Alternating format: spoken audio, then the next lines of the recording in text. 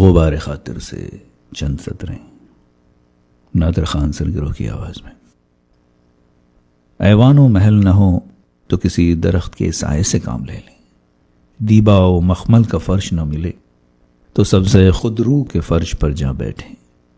اگر برقی روشنی کے کنول میسر نہیں تو آسمان کی قندیلوں کو کون بجھا سکتا ہے؟